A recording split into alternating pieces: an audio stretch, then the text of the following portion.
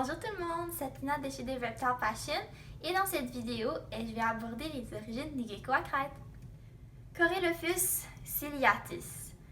Précédemment connu sous le nom latin de Rhacodactylus ciliatus, les geckos à crête ont été transférés dans le genre Corylophus en 2012 après que des études sur leur génome ont démontré qu'ils étaient plus proches du gecko de roue que des geckos charrua, des geckos gargouilles ou des geckos leachianus.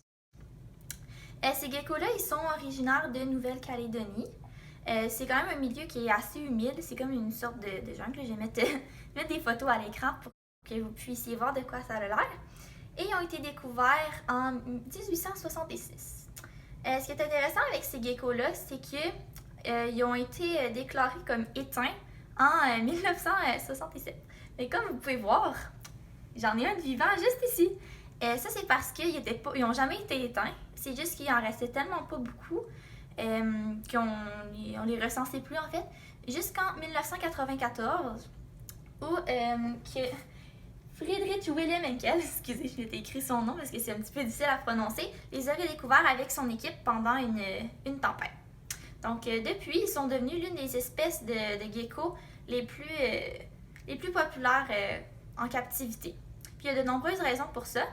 C'est surtout parce c'est des animaux qui sont très faciles à garder en captivité parce que on peut les garder à température pièce en autant que l'humidité reste entre 50 et 80 % pendant la journée.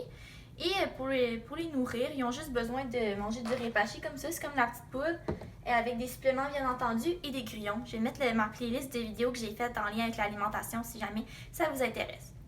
Mais une autre raison pourquoi ils sont autant populaires, c'est que sont quand même petits. À l'âge adulte, ils mesurent 20 cm. Ça, c'est un bébé qui pèse 11 grammes présentement. Donc, il n'est pas à sa taille adulte. Il mesure environ 7-8 cm, celui-là. Mais ce qui est très cool avec eux, c'est qu'ils viennent dans une très grande variété de couleurs. Ils sont capables de faire ce qu'on appelle fire up et fire down, ce qui veut dire modifier l'intensité de leur couleur. Donc, vous voyez le gecko ici, quand même assez gris, mais quand il est fire up, il devient brun foncé. Donc, c'est quand même une différence spectaculaire. Mais leurs couleurs de base peuvent être brunes, ils peuvent être rouges, ils peuvent être jaunes. Et tout récemment, il y a des nouvelles morphs qui s'appellent Lily White et Xanthic qui ont été découverts. Et ça permet d'avoir des geckos qui sont gris ou même noirs et parfois majoritairement blanc, mais blanc pur, quasiment comme la neige.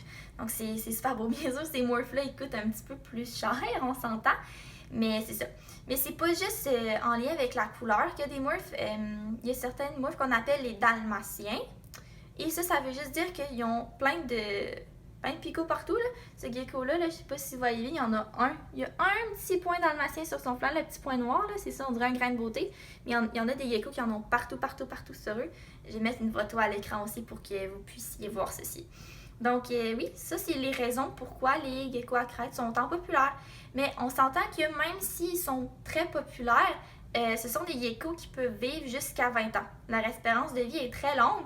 Quand on a regardé d'adulte, on dit « ça doit vivre 2-3 ans ». Non, ils peuvent vivre plus longtemps que votre chien ou votre chat. Donc, c'est vraiment quelque chose que c'est important de savoir avant d'en adopter un parce que si vous voulez leur donner la meilleure qualité de vie, mais c'est sûr que c'est un engagement à long terme. Donc, je préférais vous le dire tout de suite. Et si jamais vous aviez d'autres interrogations en lien avec les geckos à crête, vous pouvez toujours me les laisser dans les commentaires ou consulter mes autres vidéos que j'ai fait sur le sujet. Je vais en publier d'autres bientôt là, parce que j'ai pas terminé de faire le tour avec tout ce qu'il y a à dire sur les petits geckos à crête.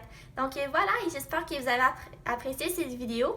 Et j'espère aussi que vous avez passé une bonne journée ou que vous allez en passer une merveilleuse. Bye!